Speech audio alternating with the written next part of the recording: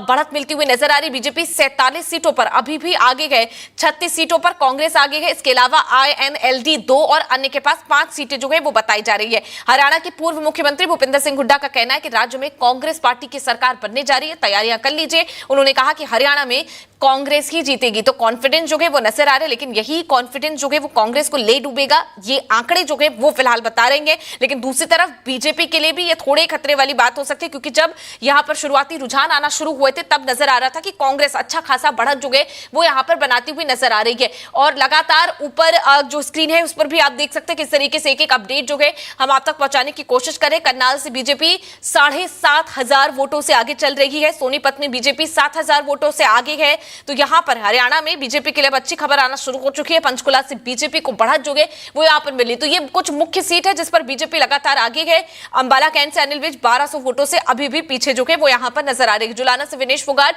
यहां पर 1417 वोटों से पीछे चल रही है। आंकड़ा काफी कम हो गया, पहले 5000 वोट थे लेकिन अब यहां पर 1400 वोट हो गए हैं। लाडवा से बीजेपी के नायाब सिंह सैनी 5000 वोटों से अभी भी आगे है। करनाल से बीजेपी 7,500 वोटों से आगे जो है अभी भी चल रही है। सोनीपत से बीजेपी 7,000 वोटों से आगे चल रही है। तो जो भी यहां पर अपडेट सामने आ रही है वो भी हम आपको बता रहे हैं। इस बीच नीचे जो है अगर नजर डालेंगे तो सेंट्रल शाल्टिंग से कांग्रेस के तारिक जो है वो आगे चल रही है। हरियाणा में पूरी तरीके से चुनाव जो है पलटता हुआ नजर आ रहा है। रुझानों में बीजेपी बहुमत जो है वो बना रही है। हरियाणा में अब कांग्रेस पिछड़ी हुई नजर आ रही है, 36 सीटों पर ही अब तक बढ़त बना पाई है। हरियाणा में लगातार जो बीजेपी है वो टिकी हुई है 47 सीटों पर। और जुलाना से बात करें तो विनेश फोगाट पीछे है, अंबाला कैंट से अनिल विज भी पीछे नजर आ रहे हैं। हालांकि फासले कम हो रहे हैं लेकिन अभी भी पीछे है। उचाना कला से दुष्यंत चौटाला, सिरसा से गोपाल कांडा जो है वो भी पीछे है।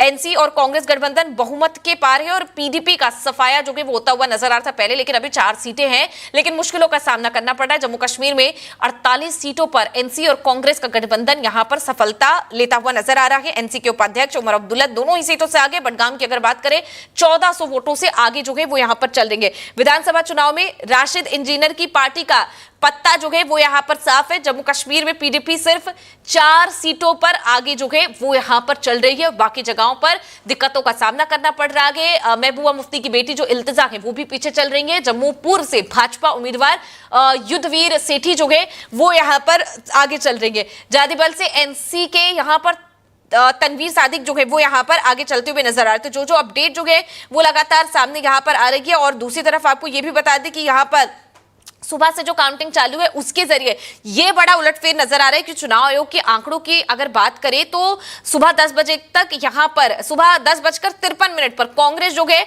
अब तक 40.50% यानी कि 12,90,490 वोट मिले। जबकि बीजेपी की बात करते हैं तो 38.70% यानी कि 12,33,256 वोट मिले। और इस तरह कांग्रेस के कुल वोट अभी भी ज्यादा हैं बीजेपी से, लेकिन सीटें ज्यादा नहीं है। और इसी में ये बड़ा फेरबदल और साथ ही साथ आंकड़े जो है वो यहां पर नजर आ रही हैं और दिखा रहे कि किस तरीके से यहां पर जो ऊपर हरियाणा के कुछ अपडेट जो है वो आपके लिए ऊपर यहां पर दिखा रहे हैं कि किस तरीके से पंचकुला हो गया, सोनीपत हो गई, ये तमाम जगहों पर बीजेपी जो है अच्छी खासी बढ़त जो है वो बनाए हुए हैं। हालांकि विनेश फोगाट पर भी इस बार सबकी नजर है, पहली बार चुनाव जो है लड़ रही है अपने राजनीतिक करियर